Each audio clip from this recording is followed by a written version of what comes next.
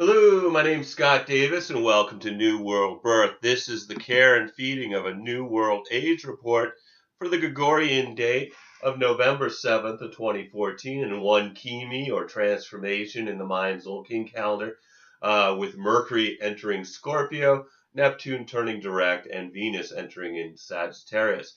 November 7th of 2014 is one key-mee or transformation. It carries the themes of death, rebirth, forgiveness, surrender, guidance of women through pregnancy, new beginnings through the release of what no longer serves us, psychic abilities, and self-actualization.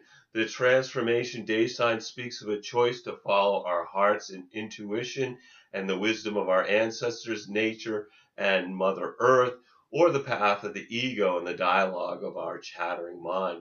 I believe we all chose to incarnate during this time of intense transformation, so it's important that we flow with the cosmic changes. And that's the reason for sharing these reports, so that you'll have the information to prepare you for difficult time periods, but also to savor the times when the energy is allowing an ease in opening and expansion of consciousness. A reading would dial that in for you on a much deeper personal level, but these reports have a good overall information for navigating these uncertain times.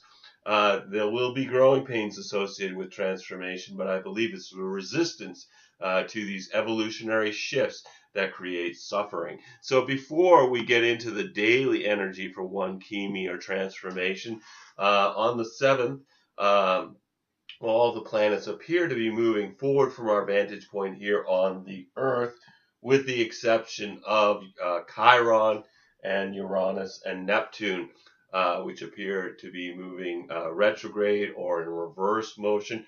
And remember, the themes of a retrograde planet are the review of the past, reevaluation, reminiscing, and we can see all these themes being played out. Chiron retrograde in Pisces is about releasing stuck emotional energy so that we can return to the natural flow of life.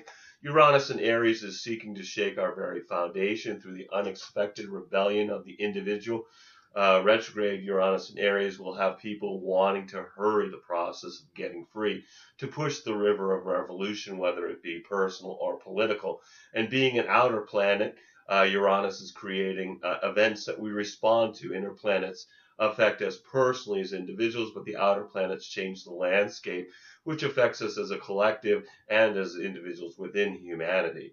Neptune, in its own sign of Pisces, is seeking transcendence through spiritual experiences. So this is a time to use spiritual practices to keep us grounded as we expand our intuition and consciousness. And in November, Neptune really is at a standstill as it prepares to turn direct on the 16th, which brings spirituality and creativity, but also delusions, while the Lord of the Sea is at the peak of his power. Spiritual practices keep us grounded as we expand our intuition and consciousness, moving us towards transcendence. This will be important energy to nurture as we're in the middle of the 4 years of challenging Uranus-Pluto squares that have been affecting us as a collective and as individuals. And these squares between Uranus and Pluto will continue to shake our very foundation for the next until March of next year. Obviously, this has been and will continue to be a difficult time, and we see this being played out in upheaval, destruction, death, unexpected change, natural disasters, violence, and war. So finding our own peace in our connection to spirit will be an important quality to cultivate for the tumultuous road ahead. Neptune pushes us to transcend the physical world and connect with our higher purpose and spiritual transformation, but also encourages escapism, as some will seek unconsciousness while others to awaken.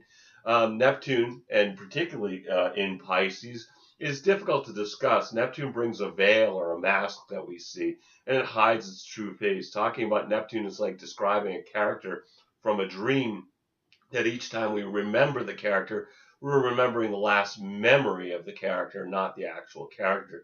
Neptune is imagination, creativity, dreams, and it's very elusive as it flows with illusion and fantasy in one direction, and the sacrifice of individual ego in search of higher self in the other. The problem is that we often don't know which it is until sometime after the experience has passed on. Neptune is the modern ruler of Pisces, the traditional ruler being Jupiter. And Jupiter is really more connected with worldly existence and expansion of consciousness to find a meaning of life through religion, theology, or philosophy, whereas Neptune is spiritual and otherworldly, and as an outer planet, transpersonal, seeking transcendence. Neptune was discovered in 1845, just a few years before entering Pisces in 1848, which was the year that began the California gold rush and its hysteria called gold fever. This was also a time when Uranus and Pluto were in Aries, which resulted in many unexpected deaths due to the misuse of gunpowder, the choice explosive at that time, and also lawlessness as people took what they wanted with violence under the spell of Neptune and Pisces gold fever. Uh, of course, we're completing the time of the Uranus-Pluto squares with Uranus in Aries and Pluto in Capricorn, with the 6 of the 7 exact aspects occurring next month. Also in 1848, brought the roots of spiritualism, beginning with Kate and Margaret Fox of Hydesville, New York, reporting that they had contacted a murdered peddler and demonstrated their communication with the spirit through rapping noises that onlookers could hear, making the sisters a sensation and increasing the popularity of seances and other forms of communication with the dead. Neptune permeates boundaries and heightens psychic awareness. Neptune in Pisces seeks a divine connection that is not accessible through traditional religion, which is the realm of Jupiter. Neptune remained in Pisces until 1862, and by 1860, spiritualist churches had spread all over the world. Neptune remains in Pisces until 2025, and it's in the current degree that marks the point where we begin the next global cycle from a human design perspective, which will begin in 2027. And I covered the next global cycle in the neutrino forecast from September 14th of this year. Neptune in Pisces, along with Chiron in Pisces, bring unconscious urges, escapist behavior, and codependent issues as qualities that we to rise above during the next 10 years. Chiron's the wounded healer, and it also turns direct in November, making us aware of our past wounds so that we can forgive ourselves and others to facilitate healing. It also makes sense that ancient healing methods are becoming more popular, including marijuana being legalized for medicinal reasons, and also for recreation lately as well. Ultimately, Neptune in Pisces is about compassion and spiritual awakening. Neptune dissolves boundaries between the mind and body, the spirit and the form, life and death, you and others, you and divinity, revealing that we're all one, and the illusion of separateness is a construct of the mind. And this quality of dissolving is going to get interact with a challenging square to Saturn and Sagittarius in the upcoming years. And Saturn is limitation, borders, restrictions, obstacles, and Neptune is poised to dissolve reality. By April of next year, we'll be post Uranus-Pluto squares and have that have upset the status quo, which we've been discussing since 2011. Saturn and Neptune squaring off in 2015 and 2016 bring the next transits of transformation. The world that we believe is grounded in reality is about to change as structures dissolve, rules vanish. People question what they thought they could depend on as what seemed to be solid is washed away. Neptune can bring delusion and the desire to disconnect through substances to avoid the Saturnian hardship. The other way this may work out is that the dreams represented by Neptune could, over time, with effort, become a reality represented by Saturn. So the Neptune-Saturn square will blur limits, boundaries, structures, laws, security, responsibilities, oppression, and governments. So let's look at the daily vibrational energy for the Trecena. November 7th is one key-mee or transformation, unity experienced through releasing what no longer serves us in the Mayan Tzolkin calendar. I'm not going to cover the daily lunar activity in these reports other than new and full moons, but the daily lunar activity is available on the New World Birth daily Facebook post and on the blogger New World Birth blog. On the 8th, we have two Manique or deer, which is duality experienced through being of service to others. And at that point, Mercury moves into Scorpio. This is for the second time this year due to turning retrograde on October 4th. It only spent 12 days in the sign of the Scorpion before returning to Libra.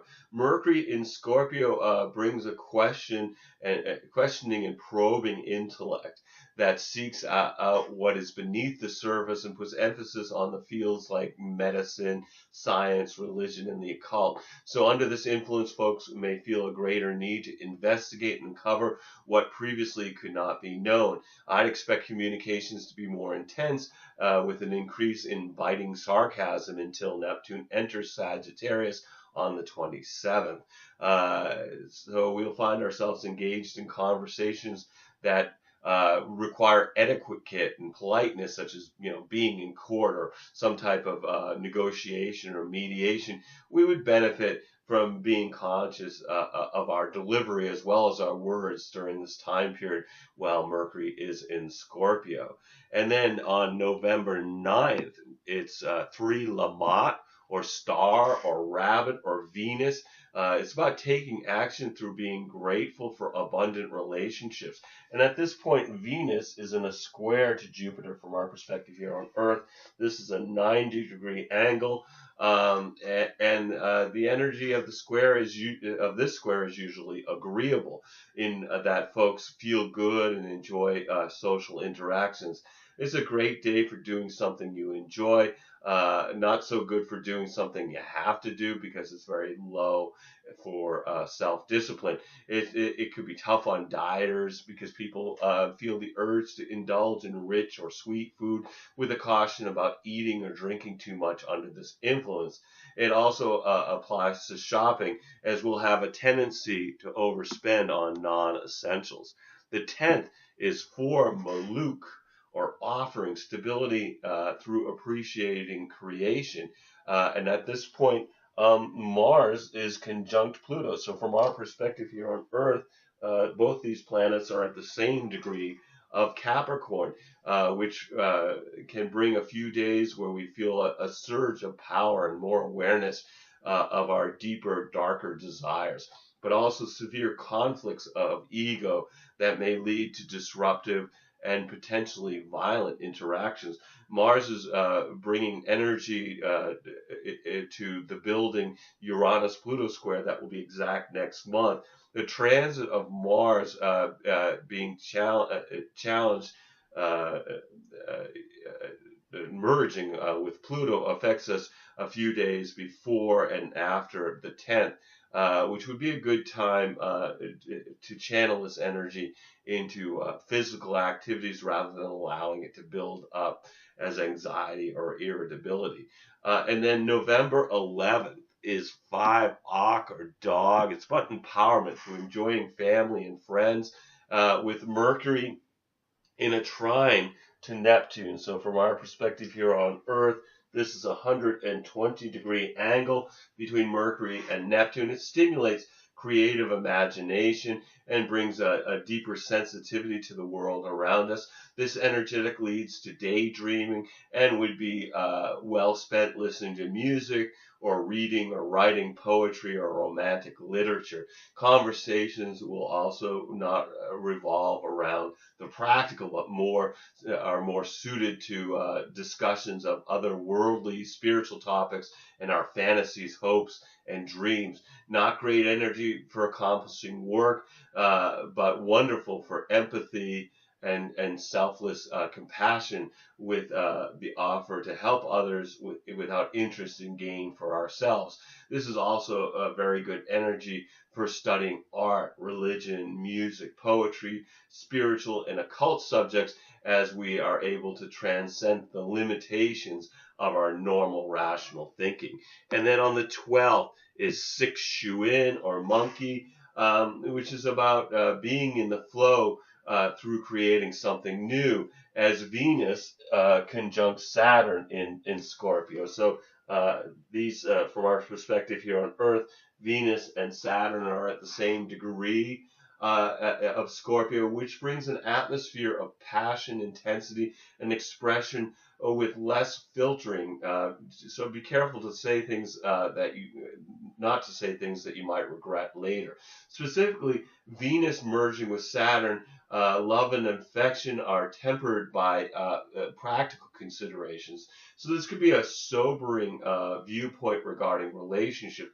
Folks may seek advice from older people, represented by Saturn, regarding love relationships, represented by Venus, or money, also represented by Venus. Saturn is also a limitation, so this may be a time of a parting temporarily or a breakup. And with November 2014 being a numerological 9-month, relationships ending at this time may be an aspect of completing the old to make room for the new in the months to come. Relationships that are begun under this influence are long lasting and loyal, but not particularly exciting.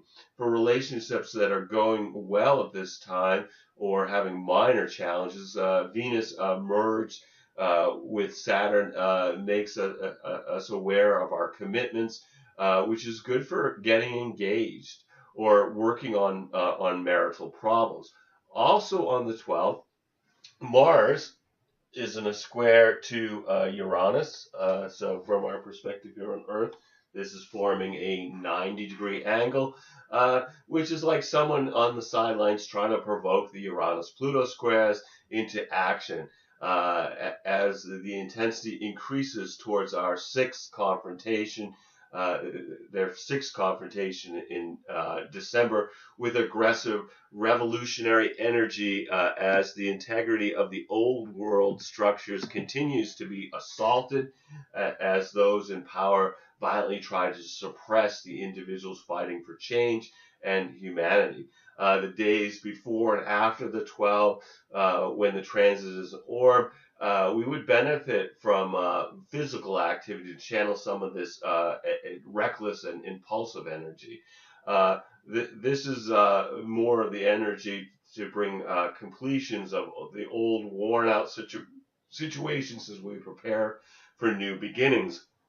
Also on the 12th, Mars sextiles Chiron, which is about healing wounds in the nature of Mars influences, such as aggression and sexual experiences. This transit may help us to break through an emotional and psychological block that has been an obstacle in the past.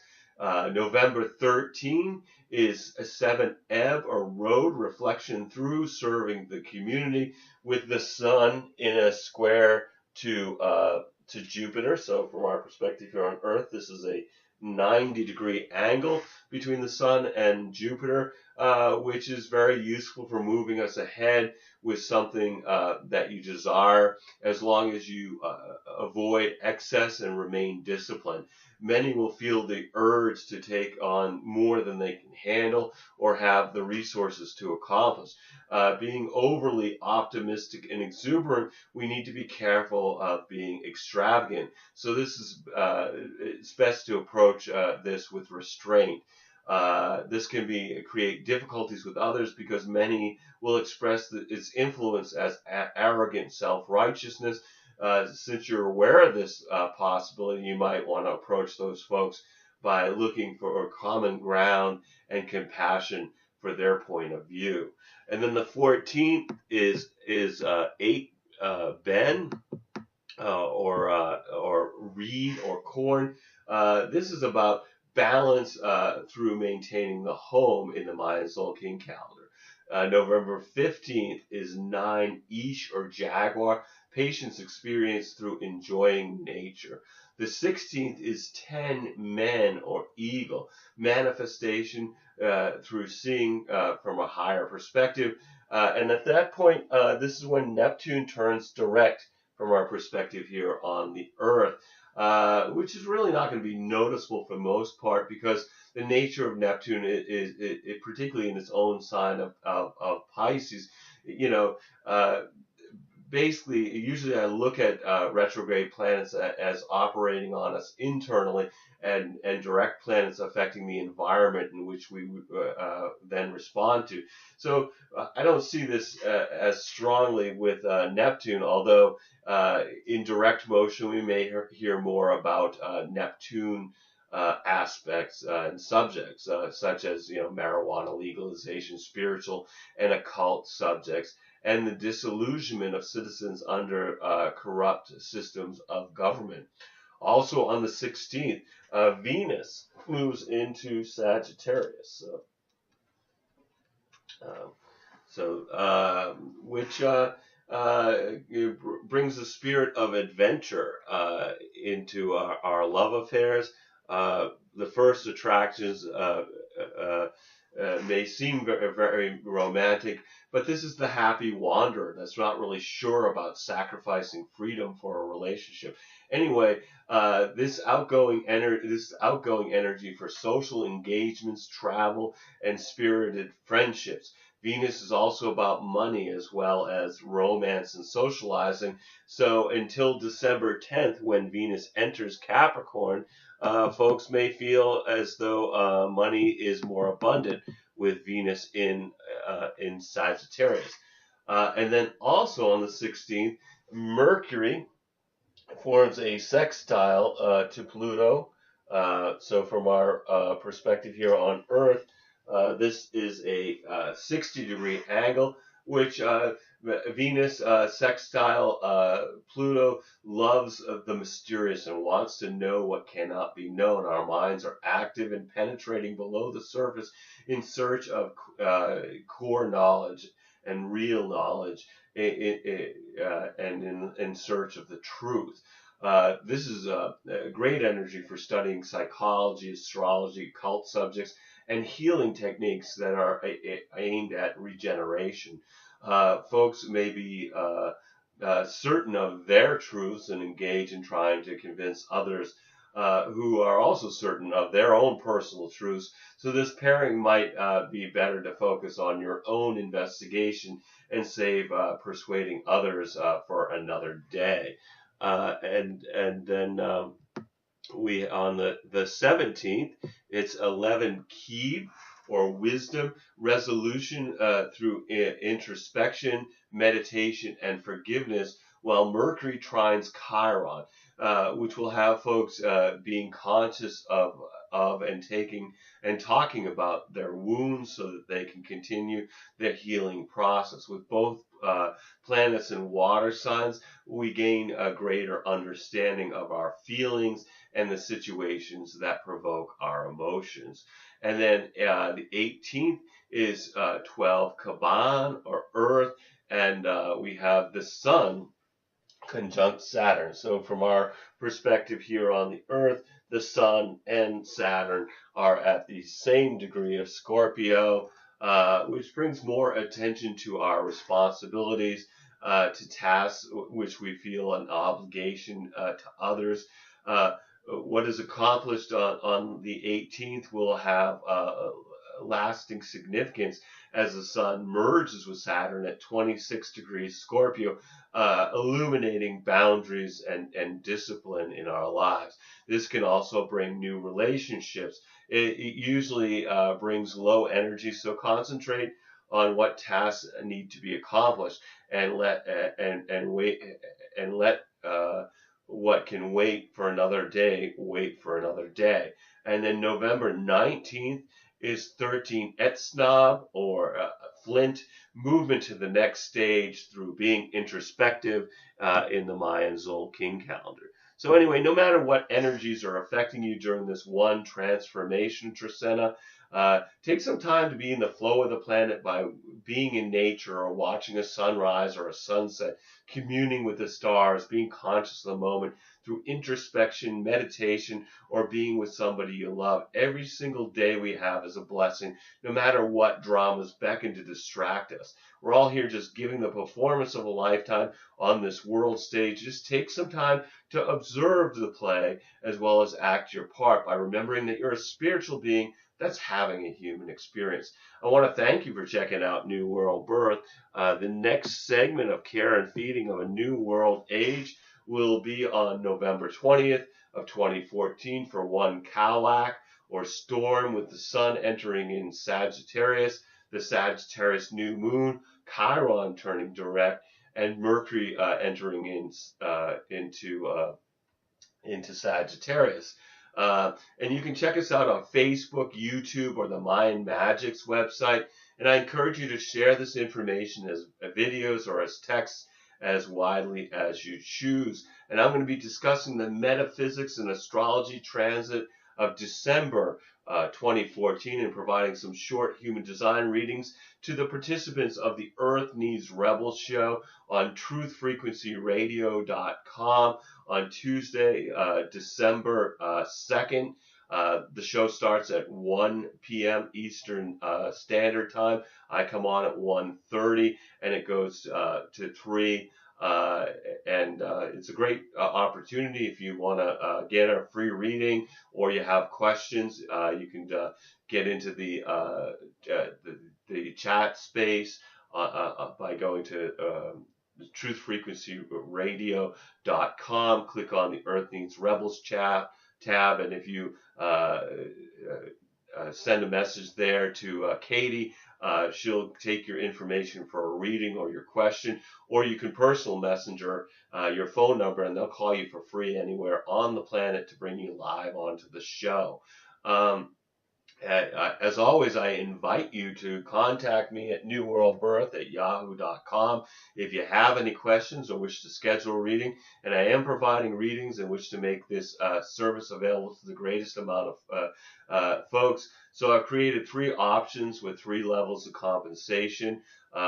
Most people, after getting a reading, tell me my prices are too low, but I really want to have these priced so that the most people can benefit from this opportunity. And if you can't afford anything, you can always get a free reading on the radio show. So anyway, if you've been thinking about getting a reading, please contact me. I'd love to provide you a reading during these uncertain times. You'll need to be able to either call me in Maine in the USA, or we can connect with Skype to receive your reading. And we are accepting donations to keep these reports freely available. And I've always, as I said, the best way to make a donation is get a reading. But if you message me again at newworldbirth@yahoo.com, I'll send you instructions on how to make a donation. But if you get a reading, these readings are epic. They often go for at least 2 hours, sometimes 3 hours, and they're dense. And the readings are basically, people have asked what they are, and what I try to provide is think about it as being a screenwriter or a playwright or something like that. I use human design to describe the character, which would be you, and then I go to use astrology to describe what scenes in the play or movie you're currently experiencing, and to give you an overall picture of what's actually happening in your life. And then your human design strategy and authority is actually how you navigate what is going on, regardless of whether it's a very positive time period or more challenging time period.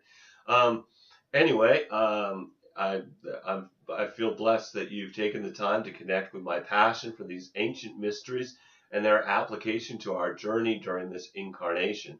The light in me honors the light in you. Namaste, in Lakesh, and much gratitude for that you've taken the time to connect with me today, and look forward to connecting with you either on the radio show or in a reading or a future video. So thanks everybody, and all my best.